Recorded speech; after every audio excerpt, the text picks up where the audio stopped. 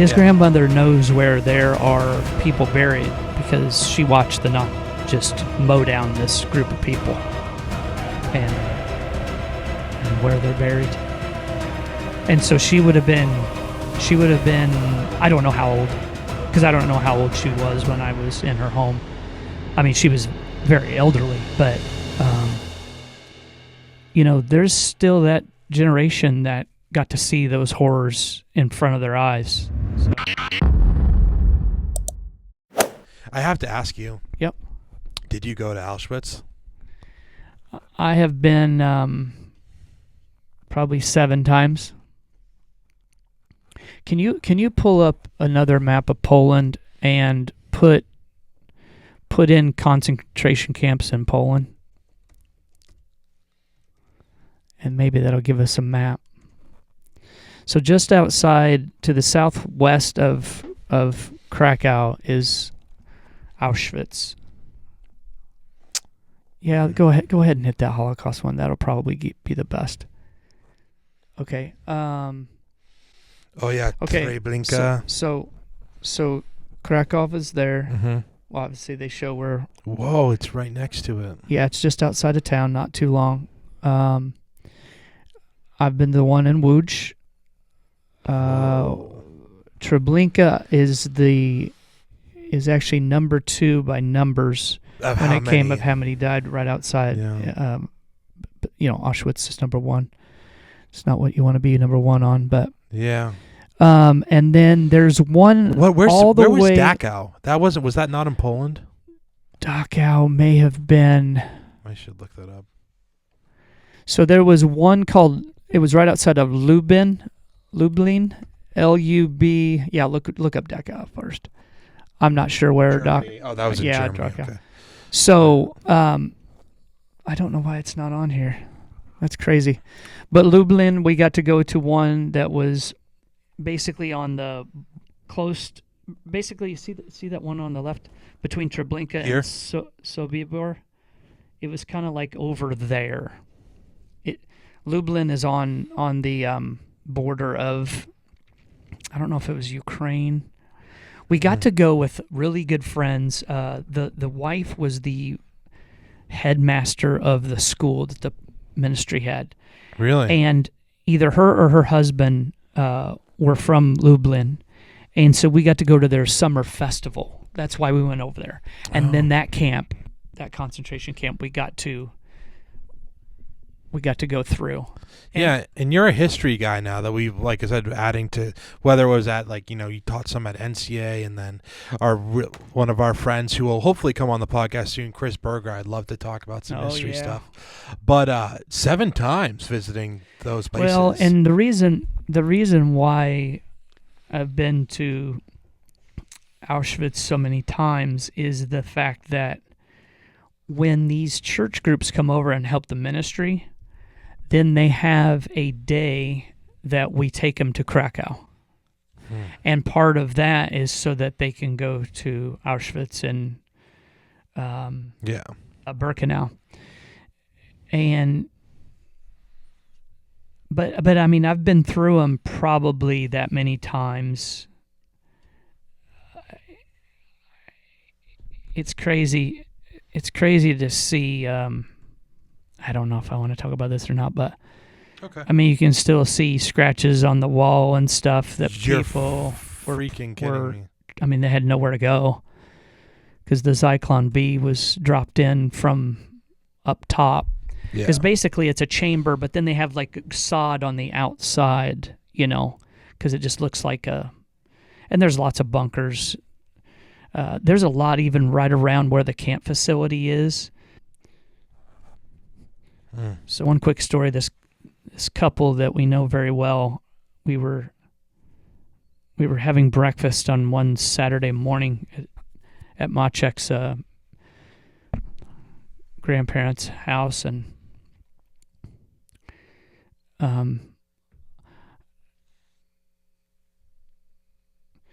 so like here you clean your plate, when you go to somebody's house, you try to obviously eat everything on your plate. That way you don't want to disrespect the I have no problem mom, eating. you know what I'm saying? Look at me. So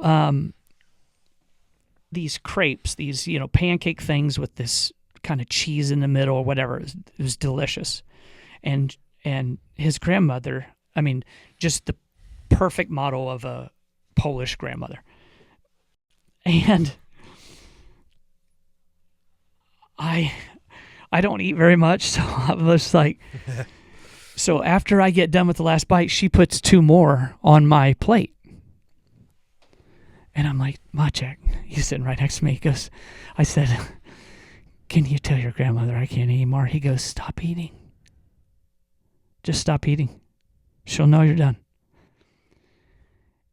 And then I got this horrific feeling. What if she didn't have enough food to put down on everybody's plate that wanted to keep eating? Because I in an embarrassment way. Like, that haunted me for like the rest of that day. So it was a great lesson just in how etiquette is in a Polish home. It was a great lesson. I mean, there was no embarrassment, no nothing, and he ate the rest of it or whatever. But his grandmother knows where there are people buried because she watched the Nazis just mow down this group of people and where they're buried. And so she would have been, I don't know how old, because I don't know how old she was when I was in her home. I mean, she was very elderly, but, there's still that generation that got to see those horrors in front of their eyes. So, yeah. Of course, that probably would have been Russian troops, not Nazi troops.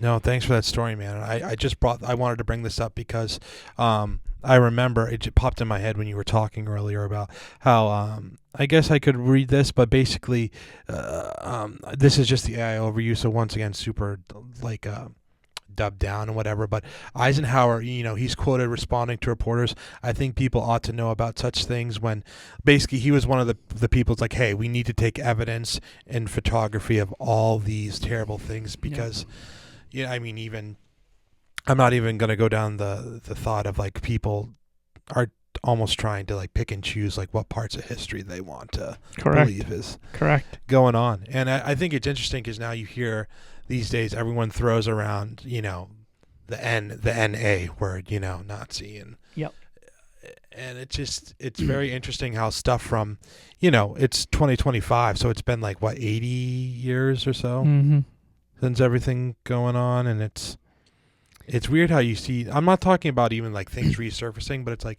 there's a lot of like basic history about what was happening, and people talk about the 6 million, but think about like you have there was a lot of Poles that were also like thrown in there as well, and what's the other word, gypsies, and there was gay people, or even wasn't there some Africans too and blacks that were also probably. It wouldn't surprise me. Yeah, and I remember seeing it's just once again crazy that I hadn't seen this up until now, but I just watched Schindler's about 6 months ago. Schindler's List. That's got to be in my top 5 of movies. Yeah, it's so good. The acting is so good.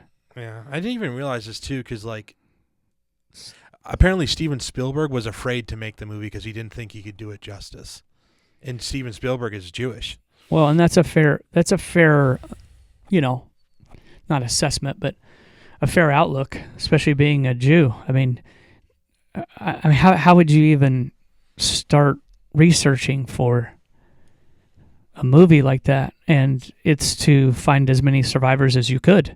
And I don't even remember when that was. I think that was in 91, 92. Yeah. Something like that is when that movie came out. But yeah, Schindler, there's still a building there that people go by as well. But yeah, Schindler's List is I mean, anybody who makes a movie, wants it to be as accurate as possible, but there's always going to be things that you can't, Yeah. It'd be a 12-hour movie. But That's why also I don't like we don't have to get super political, but I don't like it when people like it's like the boy who cried wolf, but now when you use the word Nazi, where it's like you can't just say people that you don't like is a Nazi. Correct. Like the Nazis were so much in their own category that, no one's. So one of the last times I was at Auschwitz, it was with a friend, and we were taking my brother-in-law, I think, there. And there's hardly anybody in this section of it's just open. There's some barracks still left and whatever. And this guy and his son, because the guy didn't know any English at all. Now I don't know if this is true because anybody could probably say this, but his description, his age, all of that lined up with potentially being a prisoner there. But the story was that not only was he a prisoner there, but he was also in the Gulag in Russia. Whoa! I know. And gulags were, for anyone that doesn't know, gulags are essentially concentration camps Correct. as well. Just in Russia, yeah. So I got chills just now saying it again. But that moment, whoa, I had goosebumps from my toes all the way to the top of my head because, how did he even get out of either one of them? Obviously, liberation was probably the only way. And then, I mean, I guess you would know it's safe to go back, but why would you go back? But if that was his son, and I don't have any reason not to believe him, I mean, he wanted to show him, where and when and what happened to him. But, Tomek, the guy that was with me, he was able to translate because the son knew Polish. And so, I don't know. Again, I don't have any idea if that's true or not.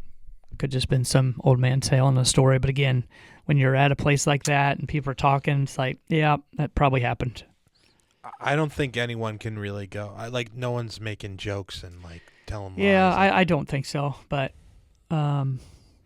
it's just crazy because I was thinking about this as well, where a lot of us want to look at history and be like, no, I would have been the one person that I would have hid people, or I would have gone to the nth degree. And and there's always the thought of, well, I was learning about in learning about more of the history of America, and once again, I always say how I can never stop talking about the CIA, but a lot of the first head director of the CIA was this guy, Alan Dulles, was very, yeah. Yeah, I know. All these ties in Germany and Austria and all this stuff. And it makes you wonder how, to finish my original thought I was trying to say is that we'd be like, oh no, I would stand up, I would do these things. Right. And that's there were plenty of innocent people in Germany that oh, I'm just following orders, I'm just doing this. And, there were so many people that got off. Yes, there was the Nuremberg trials, but even Dulles helped get a couple of these Nazis lighter sentences and all these. It's because we needed them. And you know why we needed them? Rockets. The Cold War. Yeah. There's a lot of, again, as you know, especially World War II history. It scares me, not man, that I'm an expert, but no, I'm not either. I try to find stuff, and I've got a lot of stuff myself. Of course, they're on DVD. I'm sure they're almost outdated by now, but at least they're not VHS. Yeah. But there was a lot of people that we had to bring over, which helped. Yeah, people like Walter Schreiber, von Braun. Von Braun, that's the one I'm thinking of, because we have actually a couple institutions named after Nazis. You know that? Oh, I'm sure we do. I'll look that up just in case. I'm sure we do. What were you gonna say? I mean, for the space race, during that time period, we had to secure all of them. Otherwise, the Russians were going to get them.